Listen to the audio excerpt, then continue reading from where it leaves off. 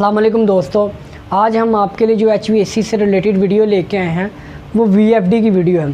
दोस्तों इस वीडियो में हम आपको दिखाएंगे ये VFD कैसे काम करती है और इसके जो मेन पार्ट्स हैं वो कौन कौन हैं और इसकी सेटिंग कैसे हम इसको ऑपरेट कर सकते हैं। तो दोस्तों उससे पहले आप हमारे इस चैनल को सब्सक्राइब कर लें और बेल आइकन के बटन को लाजमी प्रेस करें ताकि आने वाली वीडियो होगी वो आपको नोटिफिकेशन में मिल जाए। तो चलिए दोस्तों स्टार्ट करते हैं आज की वीडियो।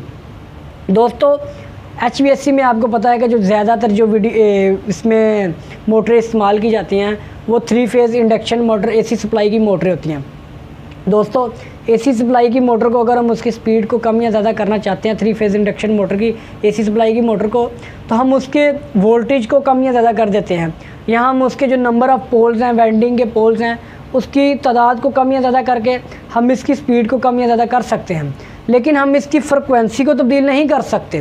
फ्रिक्वेंसी को तब्दील करने के हम इसके लिए VFD की डिवाइस का इस्तेमाल करते हैं। VFD का मतलब होता है वेरिएबल फ्रिक्वेंसी ड्राइव या वेरिएबल फ्रिक्वेंसी ड्राइव डिवाइस भी कह सकते हैं उसको।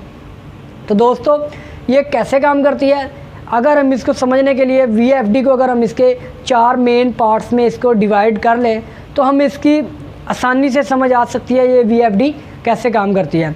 सबसे पहले अगर हम किसी भी AC सप्लाई की मोटर जो इससे कंट्रोल है VFD से, अगर हम इसको ऑन करते हैं तो उसकी जो AC की सप्लाई होगी वो हमारी VFD की इनलेट पे आएगी।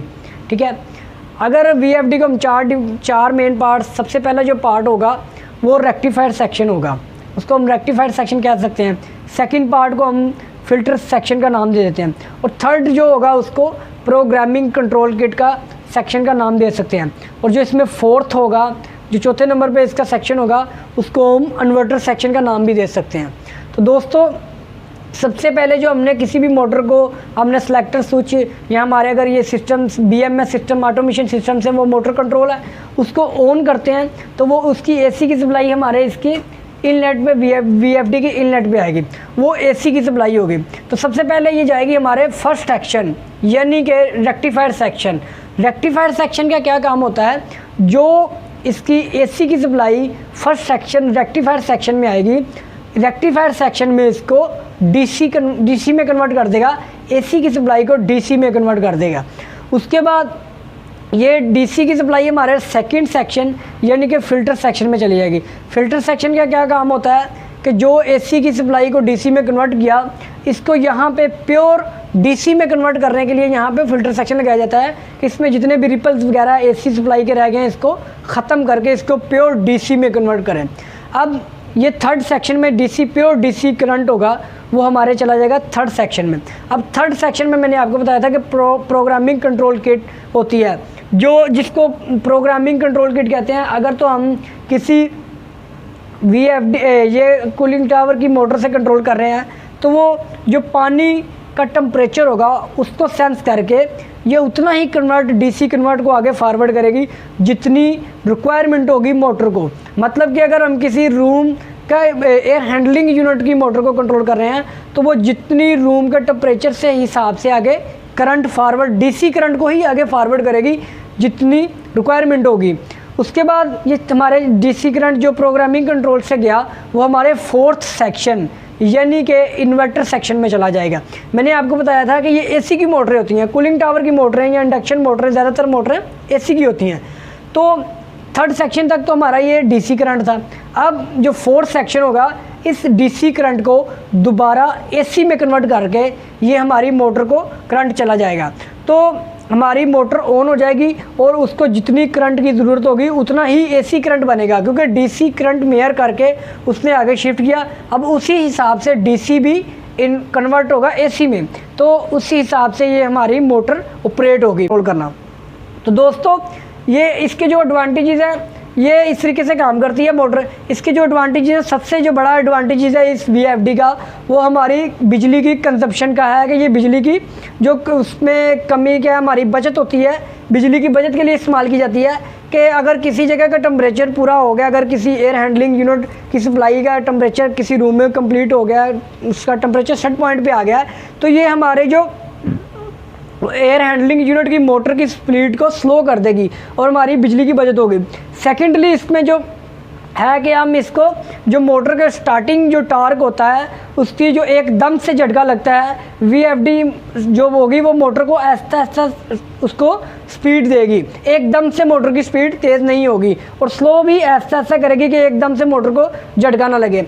और थर्ड इसका जो हम इसकी VFD की इससे हम रोटेशन को भी इसकी चेंज कर सकते हैं कि हम आपको पता है कि हम AC की सप्लाई की मोटरों के अगर हम 3 फेज़ मोटरों की हम टर्मिनल प्लेट से अगर उसके कनेक्शन को उल्टा सीधा करते हैं तो उसकी रोटेशन चेंज हो जाती है, लेकिन हम इससे बगैर टर्मिनल के कनेक्शन को चेंज किए हम VFD से उसकी रोटेशन को तब्दील कर देते हैं। तो चलिए दोस्तों, अब हम आपको लेके चलते हैं। ये जो कूलिंग टावर की VFD हैं, ये हमारे जो कूलिंग टावर हैं उनकी VFD है। ये अभी हमारे फ़िलहाल बंद है क्योंकि हमारे कूलिंग टावर हैं वो अभी फंक्शनल नहीं है। फंक्शनल से मुराद है कि अभी मौसम ऐसा नहीं है, जो चिलर हमारा चल रहे हैं वो कूलिंग टावर से नहीं चल रहे, VFD पे नहीं चल रहे। तो चलिए दोस्तों, अब हम आपको लेके चलते हैं जो VFD है हमारी वर्किंग में है, एयर हैंडलिंग यूनिट की VFD है। तो हम ABB D550 की डिवाइस है हमारे पास, उस पर हम आपको दिखाएंगे कि हम इसके RPM वगैरह कैसे कंट्रोल कर सकते हैं, मोटर की स्पीड, उसके बाद हम इसके वोल्टेज और एम्पेयर वगैरह को कैसे कंट्रोल कर सकते हैं। तो चलिए दोस्तों, देखते हैं ये कैसे कंट्रोल कर सकते हैं। तो दोस्तों, हमारे पास ये ABB की D550 की डिवाइस है। हम इसके बारे में आपको इसके डिस्प्ले इसकी ऑपरेशन पे बताएंगे ये कैसे कंट्रोल होती है। तो चलिए दोस्तों, देखते हैं ये कैसे कंट्रोल होती है। दोस्तों, ये आप देख रहे हैं, ये हमारे पास जो VFD का डिस्प्ले है ये भी आपके सामने, और इसमें जो मेन बटन वगैरह है ये आप देख रहे हैं, ये स्टॉप का बटन है। अगर हम ये इसको स्टॉप करेंगे तो इस बटन को प्रेस करेंगे, और ये इसका स्टार्ट का बटन है। उसके बाद इसके जो मेन मेन्यू है और ये लॉक और रैम, ये आप देख रहे हैं। अगर हम इसके मेन्यू में जाएंगे, सबसे पहले इसके जो आप देख रहे हैं पैरामीटर्स, ये इसके पैरामीटर हैं। ये IO ऑन ऑफ सेटिंग है। उसके बाद आप देखें इसके नीचे जाएंगे, असिस्टेंट्स हैं, चेंज पैरामीटर। अगर आपने पैरामीटर्स को चेंज करना है मैनुअली, इस VFD को हम 2 तरीके से ऑन करते हैं, ऑटो और मैनुअल। अगर आप चेंज पैरामीटर करेंगे तो आप मैनुअली कर रहे होंगे, ठीक है। उसके बाद आप देख रहे हैं फॉल्ट लॉगर, अगर इसमें कोई फॉल्ट आ गया तो आप इस पर क्लिक करेंगे, एंटर करेंगे तो आपको वो उसकी पूरी लॉगर दे देगा कि इसमें क्या क्या फॉल्ट है, किस चीज़ का फॉल्ट आ रहा है। उसके बाद ये टाइम डेट आप उसको शेड्यूल कर सकते हैं या उस पर टाइम शेड्यूल वगैरह कर सकते हैं। उसके बाद पैरामीटर बैकअप है इसका सारा। उसके बाद ये दोबारा फिर वो IO आ गया सेटिंग्स के। तो दोस्तों, हम पैरामीटर्स में चलते हैं, उसमें बताते हैं कि ये इसमें पैरामीटर्स कौन कौन से मेन डिस्प्ले में है। तो दोस्तों, अब हम इसके जो पैरामीटर्स हैं उसमें एंटर होते हैं। सबसे पहले आप देख रहे हैं स्टार्टअप डाटा, हम इसको सिलेक्ट करते हैं तो इसमें देखते हैं कि इसमें जो कौन कौन सी चीज़ें हैं। ये आप देख रहे हैं, इसमें सबसे पहले बता रहा है लैंग्वेज, वो इंग्लिश है।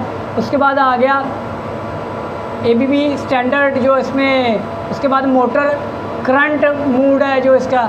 उसके बाद आ रहा है मोटर नॉर्मल वोल्ट 380 वोल्ट है इसके।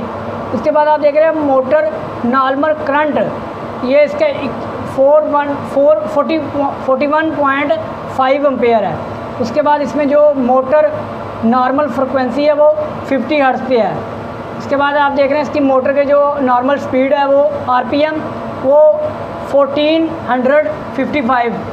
उसके बाद आप देख रहे हैं मोटर नॉर्मल पावर 22 किलोवाट।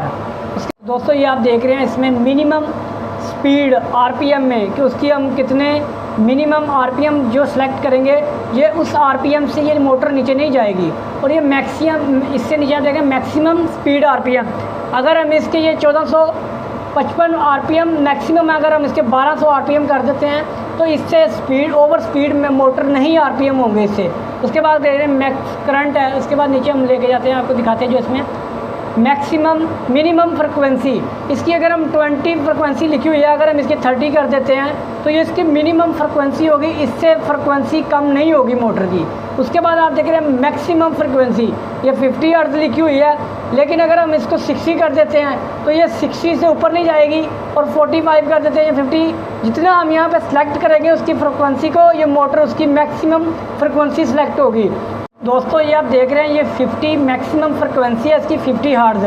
अब हम इसको चेंज करेंगे और हम आपको दिखाएंगे कि जो स्पीड हम इसकी हर्ट्ज़ रखेंगे ये उस हर्ट्ज़ से ज़्यादा नहीं जाएगी। तो हम इसको एडिट करते हैं, ये एडिट का बटन है। अब आप ये देख रहे हैं, हम ये मैक्सिमम हम इसको सेलेक्ट करेंगे कितने हर्ट्ज़ पे हमें इसको चलाना है मोटर को। ये आप देख रहे हैं, हम इसको 40 पे कर देते हैं। या 45 40 जितना भी आप सेलेक्ट करेंगे ये मैक्सिमम उससे ऊपर नहीं जाएगी। आप देख रहे हैं हमने इसकी जो सेटिंग है वो 40 हर्ट्ज़ पे कर दी। उसके बाद हम इसको सेव कर देंगे। ये आप देख रहे हैं सेव, तो ये हमारी मैक्सिमम फ्रिक्वेंसी 40 हर्ट्ज़ हो गई, यानी कि ये 40 हर्ट्ज़ से ऊपर नहीं जाएगा। तो दोस्तों अब हम इसको ऑन करते हैं और देखते हैं कि ये मैक्सिमम इसकी कितनी जाती है इसकी हर्ट्ज़ पे। देखते हैं इसको, हम यहाँ से एग्ज़िट हो गए, अब हम वापस आएंगे और हम इसको ऑन करते हैं। ये देख रहे हैं अब ये यहाँ से हम इसको स्टार्ट करेंगे तो ये हमारी जो मैक्सिमम हर्ट्ज़ होगी वो 30 से 40 से ऊपर नहीं जाएगी। ये आप देख रहे हैं VFD ये स्टार्टिंग, इसको जो स्टार्ट होगी मोटर ये बहुत स्लो एकदम से स्टार्ट नहीं होगी मोटर। VFD लगाने का बेसिकली ये भी एक एडवांटेज होता है कि ये एकदम से मोटर को झटका नहीं लगता, बल्कि आहिस्ता आहिस्ता ये मोटर स्टार्ट होगी। ये आप देख रहे हैं ये 20 पे चलेगी, ये आहिस्ता आहिस्ता। दोस्तों ये आप देख रहे हैं 28 29 30 31 ये जा रही है हमारी। ये 40 हमने इसकी सेटिंग की हुई है 40 हर्ट्ज़। ये 40 हर्ट्ज़ से ऊपर इसकी मैक्सिमम इसकी जो है वो 40 हर्ट्ज़ इसकी फ्रिक्वेंसी हमने सेट की है। तो जैसे ये 40 पे जाएगी इससे स्पीड हमारी ज़्यादा हर्ट्ज़ इसके ज़्यादा नहीं होंगे। ये आप देख रहे हैं यहाँ पे 40 पे आगे हमारा जो हर्ट्ज़ हैं वो स्टे हो गए। अस्सलाम वालेकुम दोस्तों, ये आप देख रहे हैं हमारे सामने ये जो VFD पड़ी है। आज हम इस पे बताएंगे आपको ये कैसे स्टार्ट होती है। ये आप देख रहे हैं इसकी जो सेटिंग है उस पर 15 पे सेट है, 15 पे इसकी सेटिंग सेट है। ये 15 इसकी स्पीड 15 पे आके स्लो हो जाएगी। ये आप देख रहे हैं, अब हम इसको माइनस करेंगे, कम करेंगे तो ये आप देख रहे हैं हमारे सामने इसकी स्पीड है 5 हर्ट्ज़ पे आ गई है। इसको जैसे ही हम मज़ीद इसकी स्पीड को कम या ज़्यादा करेंगे वो इस हिसाब से पिस्टन आप ये देख रहे हैं। अब हम इसकी स्पीड है उसको बढ़ा के 44 पे ले जाते हैं। ये आप देख रहे हैं ये अब इसकी जो मैक्सिमम हर्ट्ज़ की स्पीड है वो 44 पे इस पे जाकर रुक गई है। ये आप देख रहे हैं इसको लुब्रिकेशन कर रहे हैं साथ साथ ताकि इसकी ऑयलिंग वगैरह होती रहे। अब हम इसको दोबारा 160 पे कर देते हैं और ये देख रहे हैं आप उससे और स्पीड में 60 पे फुल कैपेसिटी पे इसका जो पिस्टन है वो काम करना शुरू कर दिया। तो दोस्तों इस तरीके से ये आप देख रहे हैं कि VFD इस तरीके से हम अपने हिसाब से इसको कम या ज़्यादा कर सकते हैं। तो अब हम इसको दोबारा फिर इसको कम या ज़्यादा करके देखते हैं। अब हम इसकी जो स्पीड है इसको कम करते हैं, 40 इसकी सेटिंग पे करते हैं। तो ये आप देख रहे हैं कंप्रेसर की जो पिस्टन की स्पीड है वो 40 हो गई। इसी तरह अगर हम इसको कम और मज़ीद इसको कम या ज़्यादा करेंगे तो फिर ये अब हम इसकी 30 सेटिंग कर दी है। आप देख रहे हैं इसकी 30 पे इसकी जो रोटेशन है वो 30 हर्ट्ज़ पे हो गई है। ये आप देख रहे हैं दोस्तों इस तरीके से ये VFD काम करती है। इसको हम अपने हिसाब से इसकी स्पीड को कम या ज़्यादा कर सकते हैं। ये आप देख रहे हैं अब हम इसकी स्पीड को मज़ीद बढ़ाते हैं, 40 पे करते हैं तो ये 40 से इसकी जो मैक्सिमम स्पीड है वो 40 है। ये 40 से ऊपर नहीं जाएगा। ये आप देख रहे हैं इसका हम साथ लुब्रिकेशन कर रहे हैं साथ इसकी ऑयलिंग वगैरह ताकि इसका पिस्टन वगैरह जैम ना हो जाए। तो दोस्तों इस तरीके से VFD में हम इसकी स्पीड को कम या ज़्यादा कर सकते हैं। अब हम इसकी 50 पे रखी हुई है जो हर्ट्ज़ 50 हर्ट्ज़ की स्पीड है। ये देख रहे हैं आप 50 पे आके इसकी स्पीड है वो मैक्सिमम स्पीड होगी।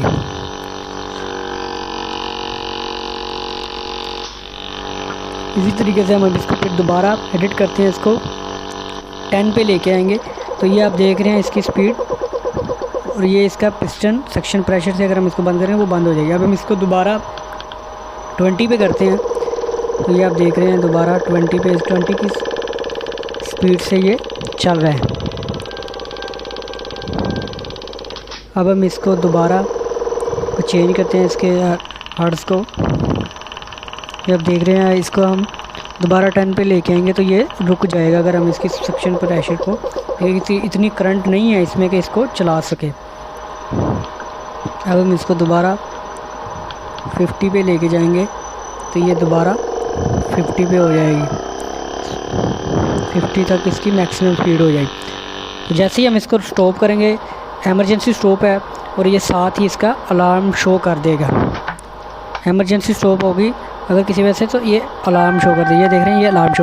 तो दोस्तों ये आप देख रहे हैं ये वाली जो मोटर है हमारी, ये हमारी जो आपको VFD दिखाई है ना हमने, ये उससे कंट्रोल है। जैसे ही हम इसकी जो स्पीड कम ज़्यादा करेंगे तो ये वो इसकी वो मोटर है जो VFD से कंट्रोल है।